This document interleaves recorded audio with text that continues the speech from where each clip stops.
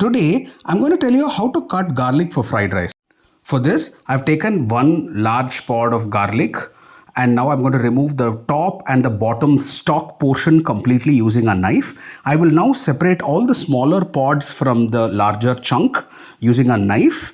We can also use this using the jab method, which I'll tell you in another video. But for now, we separate the pods completely. And now we will remove the skin completely using the punch method. This is a video that we had shared earlier. This is available on the I button or the video description as to how we need to remove the skin using the punch method.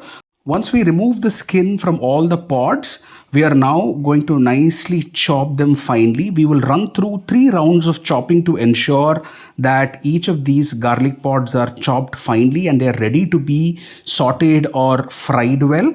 We typically use this for burnt garlic fried rice, and this is the round 2 that we are looking at. Similarly, we will also have another round 3.